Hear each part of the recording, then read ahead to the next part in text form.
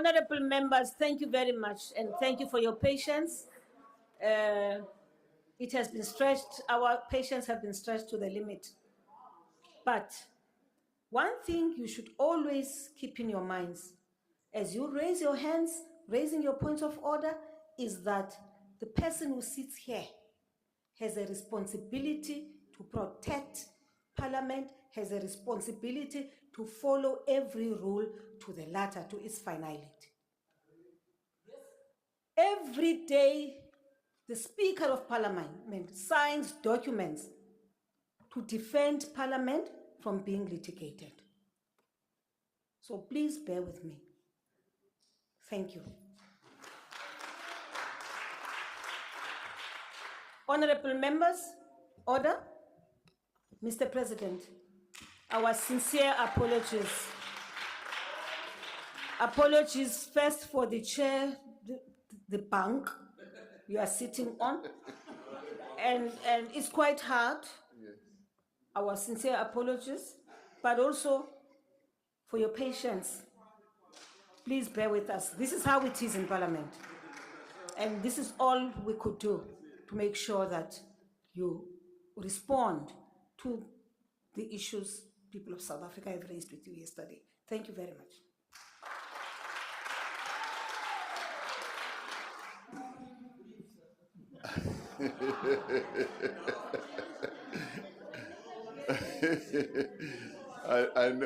I know that I'm in a very dangerous position between yourself, your lunch, and this speech. And the planes. And the planes, I know people, as well. People are wanting to leave. Indeed, indeed. Thank you. Thank you. The Speaker of the National Assembly and Deputy President David Mabuza, ministers and deputy ministers, and honorable members.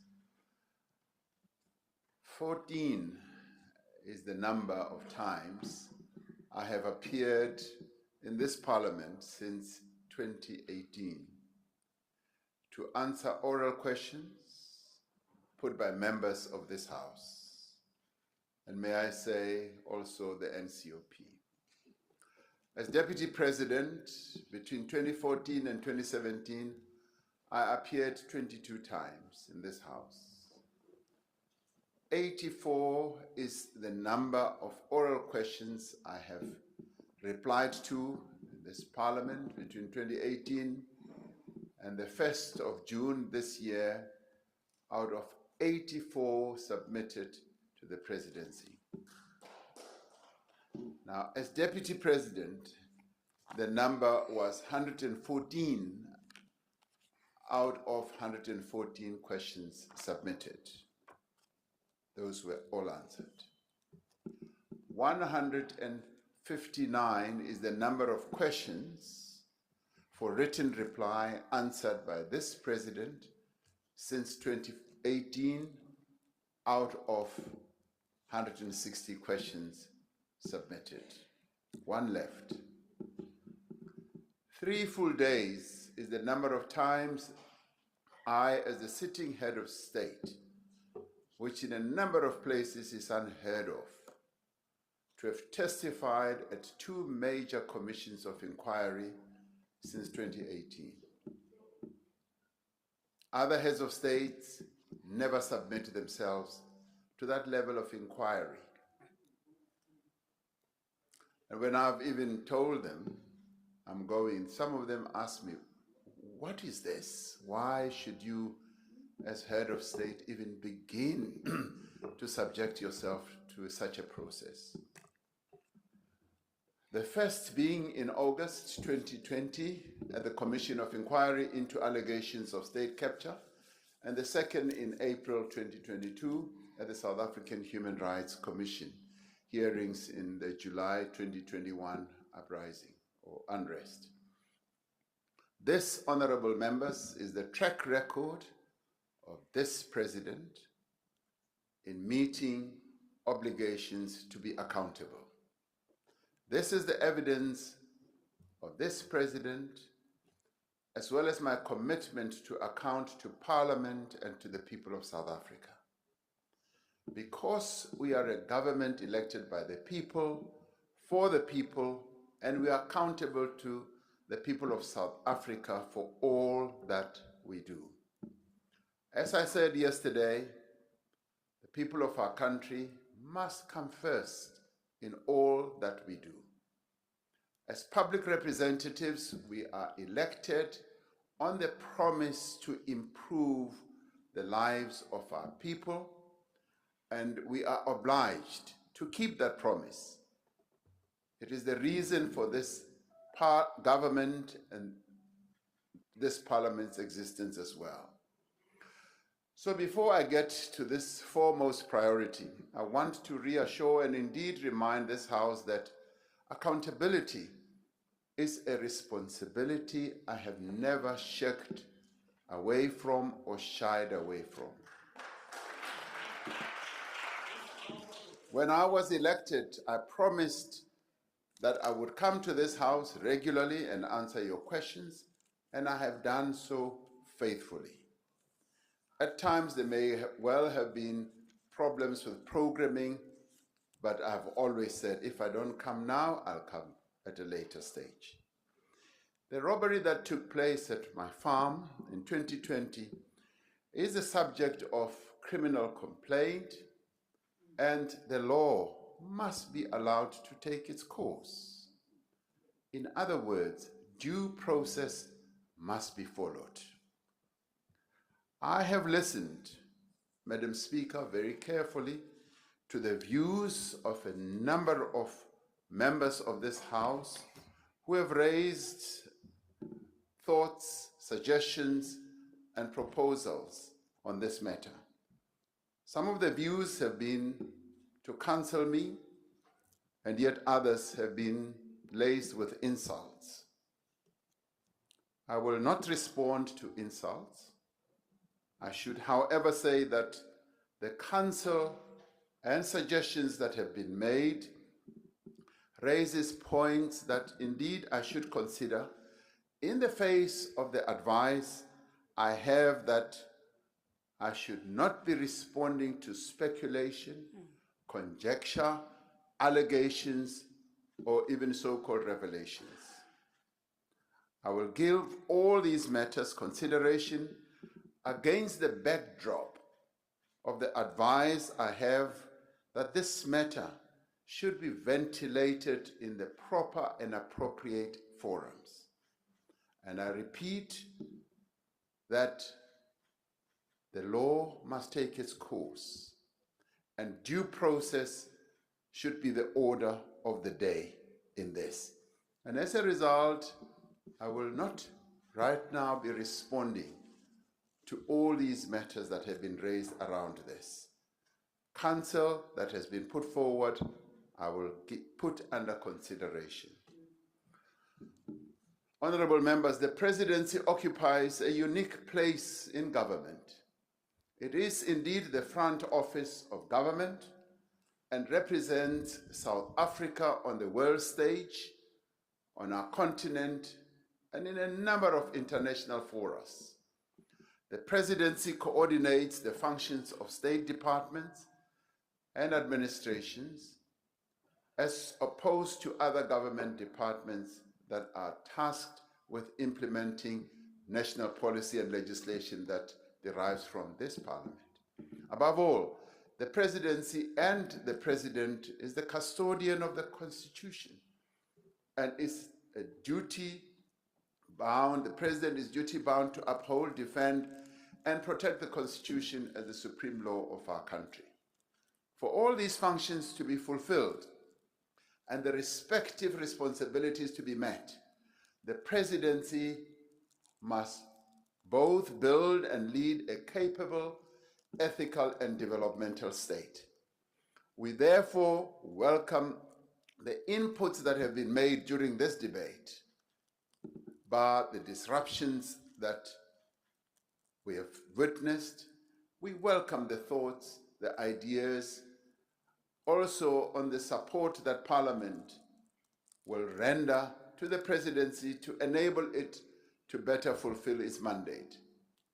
The recent meeting between the presidency and the political parties, which was initiated, as I said, by General Bantu Holomisa, on the issue of crime and security situation is an example of the way in which we can harness the energies, the thoughts of this Parliament to address the most pressing problems our society faces. The finest example, however, is the regular engagements between the Presidency and parties represented in this Parliament at the onset of COVID-19 in 2020. That very first meeting in March of 2020 set the tone for the cooperation that would follow. The United Front, presented by political parties and their rallying behind the national response, gave reassurance and confidence to a fearful and terrified and uncertain population at the time it was most needed. It was the combined effort of the parties represented here that made our people feel confident that we as a nation can address COVID-19, which many other countries were failing to address effectively. In the ensuing months, more engagements and consultations would follow around the lockdown and other measures. These consultations were meaningful, they were deep and effective. As much as some political parties had different perspectives from those of the government, we were, however, united in our determination to deal with COVID-19, to save lives and protect the livelihoods of our people. We can say with certainty that this strong collaboration and partnership played no small part in the success of our national response to the pandemic. It was a joy to see leaders of political parties going out to their constituencies, encouraging them to take up the measures that had been proposed, washing hands, wearing masks, and when vaccination process started, they were out there leading the charge. And we are grateful for that level of cooperation, and one wishes it can continue as we tackle the more challenging aspects of our lives. This is what social compacting is all about. It is about cooperation, building trust, and forging consensus. It is about building and nurturing spaces in which all voices and viewpoints are heard and considered. It doesn't only refer to government or business and labor, but all of society. And as political parties, you are elected representatives of the people of this country. You are here to speak for them and represent their interests. This debate has drawn attention to what I yesterday termed the real bread and butter issues our people are preoccupied with. That is what they want to hear us talk about. As the Honorable Heron rightly put it, our priority at this time is to achieve a just and prosperous South Africa based on special, social, economic, and environmental justice. In my reply to last year's presidency budget vote, I said that we were determined to stay the course on our reform program in order to restore our economy, to attract new levels of investment, to create massive jobs, to boost wages and increase opportunities for all South Africans. Yesterday, I outlined the process we've made not only as the presidency, but as a country in meeting these goals. This framing was deliberate and conscious. Honorable Mbele, you may well have dismissed what we said as an update and so forth. What we were talking about is real. These are initiatives that are underway to restructure our economy, to reboot it so that it becomes an economy that can respond to the needs of our people. In line with its coordinating role, the Presidency is driving the reform process from the center. Some honorable members have described the process of coordination through the Presidency as creating what they call a super presidency and is an over-centralization of power. Far from it. We have found that this work that we are involved in is, particularly in this era, is about strengthening the capacity of the state. It's about addressing that priority that we've often highlighted. We're helping to streamline and align government functions, assisting to manage and mitigate bureaucratic hurdles, and fulfilling our critical oversight role. The National Development Plan lays out our vision for South Africa, and that vision is still current. However, we must say that at its heart, it is about eliminating poverty and reducing inequality. The enablers of this vision are an inclusive and transformed economy, an enhanced state capacity, and partnerships right across society. In recent times, a number of reports and studies have indicated that, yes, we may and will not meet our 2030 targets under the NDP, because the problems that we have had to deal with are immense. But this should not stop us from trying, from doing as much as we can to try to meet some of those targets. We must ensure that the NDP is implemented, as the Honorable Jafta has emphasized. We further thank the Honorable Jafta for acknowledging the strides that have been made in reviving our economy through the investment drive that we have embarked upon, through the conferences that we've been holding, the Youth Employment Service, and various other initiatives. In these intervening years, we have to redouble our efforts, and may I say, even work harder, because as elected representatives, we have an obligation to improve the material conditions of every South African man, woman, and child. We have positioned ourselves as a transformative administration, and transformation takes time. It does not happen overnight. But when the right decisions are made at the right time, guided by the right course of action based on good policies, progress results. Most importantly, the foundations upon which any economic recovery is built have to be solid, they have to be coherent, and they also have to be catalytic, and in a way also disruptive. In the Presidency budget vote last year, I outlined key economic reform measures that were underway or were in process, driven by Operation Vulindlela. The majority of these have subsequently been passed, including those that I highlighted yesterday in transportation, electricity, energy, telecoms, and water infrastructure. This year, through Operation Vulindlela, supported by the Project Management Office in the Presidency and the Red Tape Reduction Team, we aim to deliver even more. Security of energy supply has had a direct material impact on domestic and international investor confidence, which in turn leads to a favorable business environment that creates more jobs.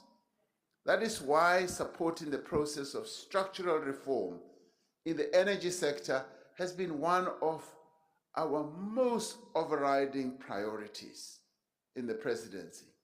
The energy reform process is aimed at, in part, at addressing our immediate challenges. Whoever anyone meets about investment and growing the economy, they always raise the issue of energy. Yesterday, I outlined progress, the renewable energy procurement program, the conclusion of power purchase agreements for 3 risk mitigation projects and measures that we will be taking to close the electricity gap. But the ultimate objective is to fundamentally transform the energy landscape, create a new competitive electricity market, and most importantly, decarbonize our economy. For this reason, the Just Transition Partnership with the new Climate Finance Office in the Presidency will be mobilizing resources and will be a game changer. This is the work being undertaken as we are committed to transformative, inclusive, and sustainable development. 2 years ago, the Presidency set its transformative sights on the labor market. It was at a time when the private sector job creation was constrained and hampered by the pandemic, and many livelihoods were in danger or had been lost. Working with social partners and government departments, we designed a brand new way of addressing this challenge that we were facing. And we've been driving the implementation of the largest mass public employment program in our country's history. And many people have never really noticed. For the very first time in our country, we were able, within a short space of time, to get to a point where we created 900,000 job opportunities for a number of young people and women. And that in itself is something that we should recognize. To date, this employment stimulus has successfully provided work opportunities to all those people who are beneficiaries, who would otherwise not have been absorbed by the constrained job market. Companies were not employing people. In fact, they were shedding jobs. And we had this cohort of young people, as well as women, who were twiddling their thumbs, who needed to be absorbed into some measure of economic activity. We know, Honorable Mbele, that it is our youth who are suffering most from unemployment and exclusion. That is why the majority of the close on to almost 1 million beneficiaries of this groundbreaking program have been young people, as I said, and to be exact, 84% of them have been young people and 62% female.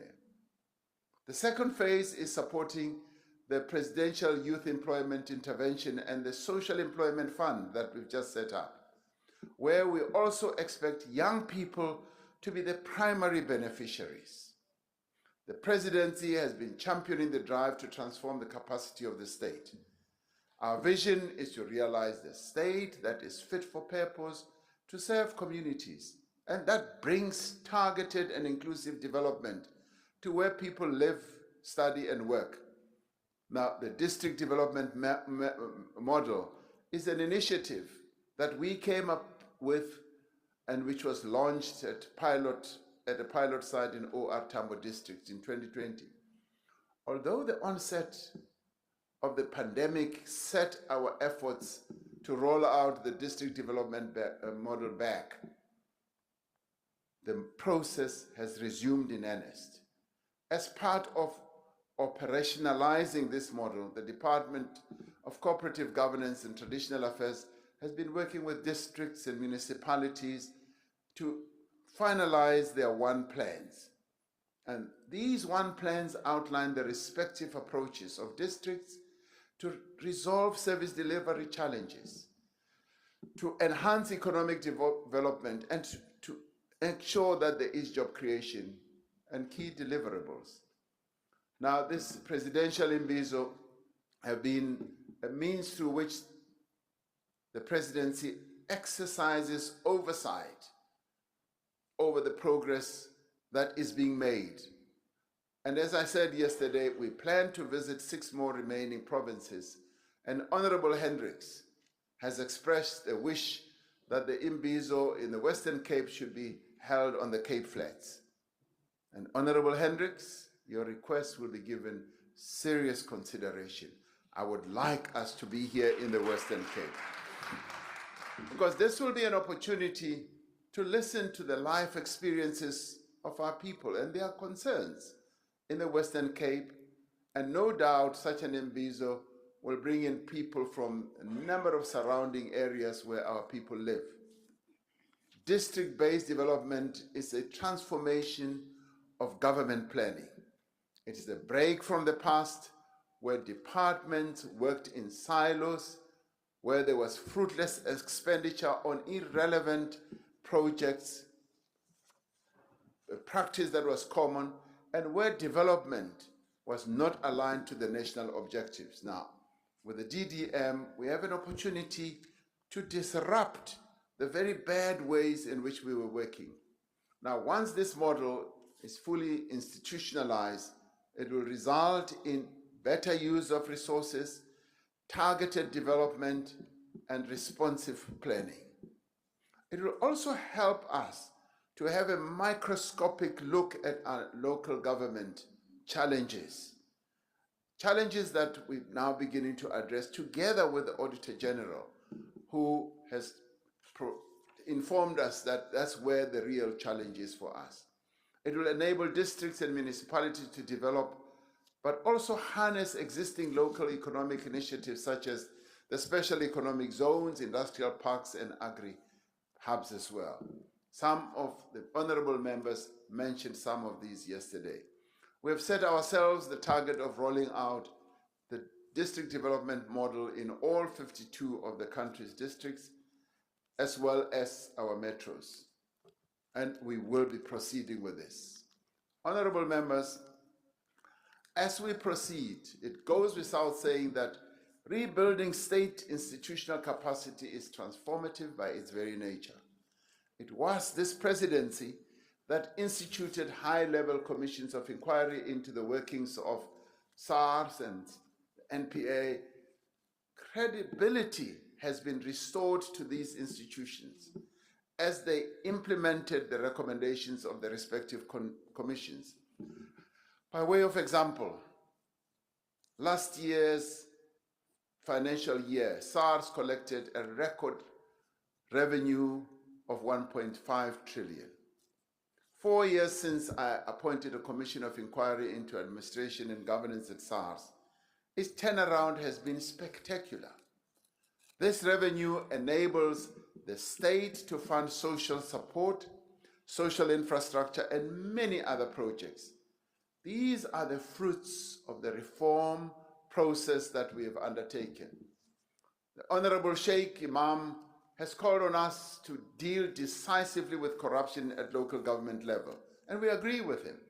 I'm pleased to report that the work of the SAPS Clean Audit Task Team is ongoing and has seen a number of arrests for fraud and corruption at local government level. As the presidency, another focus for this year is supporting the respective departments to implement the recommendations of a number of high-level commissions appointed by the president. Now, Honorable Groenewald yesterday spoke about a number of SIU reports whose recommendations have not been implemented. And these are going to be followed, and we will make sure that recommendations that are made also by the SIU, and he mentions 464 of them, will also be followed up. As I indicated yesterday, a number of recommendations by the expert panel into the 2021 July unrest have already been implemented, and that process is ongoing. Notably, restoring stability in the leadership of the State Security Agency and the South African Police Service, as well as crime intelligence. That has proceeded in tandem, and we are beginning to see some good results. Yesterday, Deputy President also outlined the considerable progress that has been made in implementing the recommendations of the advisory panel on land reform and agriculture, a matter which Honorable Nyoncho also raised, not only about land. Of course, he raised the issue of military veterans. The Deputy President is addressing that at my instance, and he reports to me about the progress, and we must repeat that we hold the contribution that military veterans have made to the democracy that we today enjoy, because they played an important role, and these were men and women who were prepared to sacrifice life, limb, and everything else. So that process of looking after our military veterans is ongoing, and we will make sure that we address the various issues that are a challenge to their lives. Accountability is the cornerstone of any transformative vision if it is to be realized. No more critical is this than in the fight against corruption.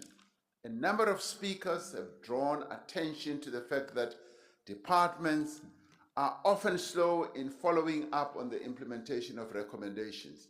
And this, as I said on the SIU report, as Honorable Groenewald said, is going to be followed up. As I said yesterday, the presidency will be ensuring that recommendations will be acted on. We will furthermore continue to lend support and wait to the highest office in the land to the work of the multidisciplinary offices that we've set up. For instance, the Fusion Center, the Hawks, the SAPS, and the NPA Investigating Directorate, and all other entities that are involved in the war against crime. And we will soon be making an announcement on the anti-corruption advisory body that we announced we would be setting up. Now, Honorable Groenewald once again has called on government to focus on strengthening the criminal justice system, to deal decisively with all forms of criminality that impacts on people's daily lives. This begins fundamentally with improving policing, as he has often said, the re-establishment of the CPS, the entry of new police recruits, the strengthening of public order policing will further be strengthened, and making sure that the job that the South African police has to do, that is tough, is supported as much as possible, because they do a thankless task for the most part. Our task is a formidable one, but I have no doubt we are gaining ground. Our economic recovery is gathering pace. The health recovery from the pandemic is proceeding. We are steadily rebuilding the capacity of the state, which we've often said was really compromised and almost destroyed during state capture times. As the Minister of Justice and Correctional Services told this House yesterday, our law enforcement agencies are clawing back on malfeasance and corruption, and are doing so without fear, favor, or prejudice. Now, despite our many challenges, we are some way off from the South Africa that we were a year, 2 years, or even 3 years ago. When COVID-19 struck in early 2020, there were many who believed we would collapse under the heavy weight of this burden. And yet we pulled through, having been able to mitigate the health impact and provide social support to the most vulnerable in our country, possibly in the most outstanding way than any other country on our continent. The recovery that was promised is slowly coming to pass. Factories are back in full production, and new ones are being opened. Small businesses and local economies are being revitalized, and jobs are beginning to be created. And that is the important part that we should look at. Domestic and international investment is picking up. Many never thought that we would ever reach that 1 trillion rand investment target that I put. We're almost there. Public-private partnerships are being forged to close developmental legs, and to grow the economy. So today, we again must prove the naysayers wrong. as we confront the economic and social challenges of the day that we are living in. We can also do so if we work together, and we can also do so if we join hands. Now, addressing some of the specific issues that were raised, it pained my heart to hear Prince Mangosuthu Buthelezi outlining the interaction or some of the things that were said by a premier of a province.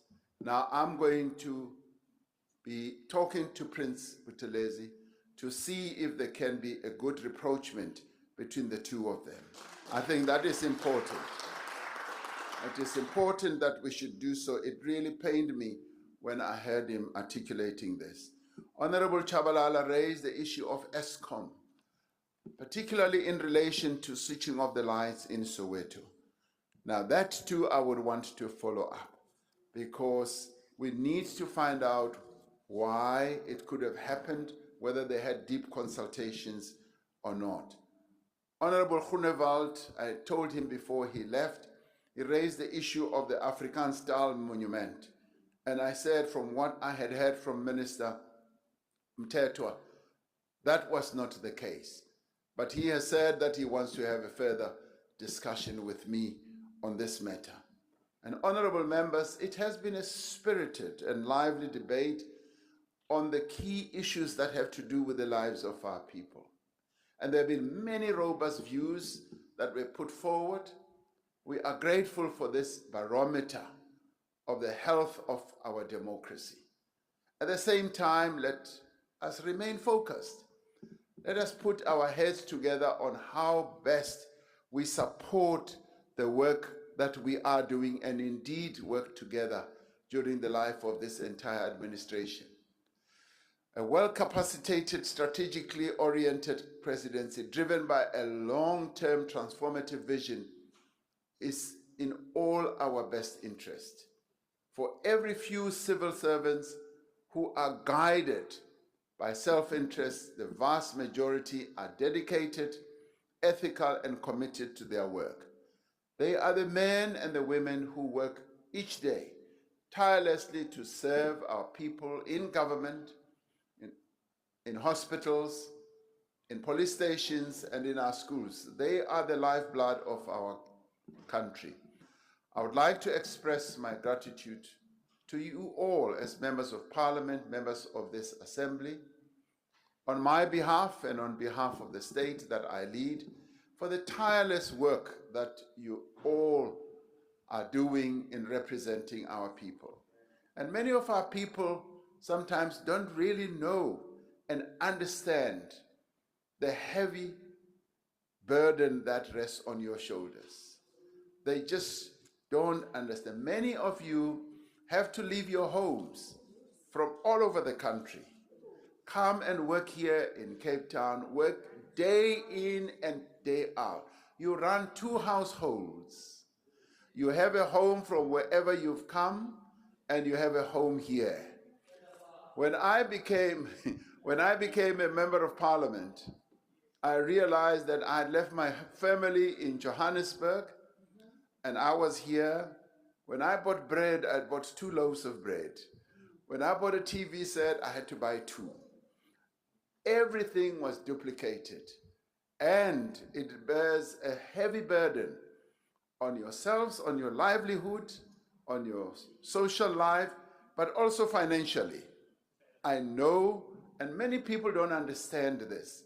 They think as members of Parliament that you're all fat cats. And that's hardly the case. Hardly the case. So I'm giving, please say it was a joke. So I'd like to thank you on behalf of the people of South Africa for the excellent work that you do. You pass our laws, we impose heavy burdens on all of you, and the intellectual capacity that you put in the work that you do is to be commended. So thank you very much. On behalf of the nation, I thank you. But I'd like, I'm not great, we are. Angagqibi our Mhlekazi. president. I would also like to thank the Deputy President for his support and for the excellent manner in which we've both been executing the tasks that we were given by our people. The DP has taken on a lot more tasks, enabling our office to be more effective and efficient in tackling important matters that should lead to the improvement of our people's lives. When I'm not able to handle certain matters, like with traditional leaders and so on, he comes into the breach and assists. So I thank him. I would also like to thank ministers who are in the presidency, Minister Nkwana Mashabane, Minister Gungubele, and Deputy Ministers Kodwa, Kekana, Siweya, who are deployed in the presidency for their continued dedication to serve our people in their various tasks. So thank you very much. I also want to thank the Director General of the government and the Cabinet Secretary for the brave manner in which she has performed her duties, as well as Director General as well in the office. The team in the presidency are the unsung heroes of our work that is being done to move our country forward. I also wish to thank the staff in the presidency, the staff in my private office, and those in the DP's private office for continuing to support us and making it a lot easier for us to do our work. And this includes our respective advisors. So, honorable members,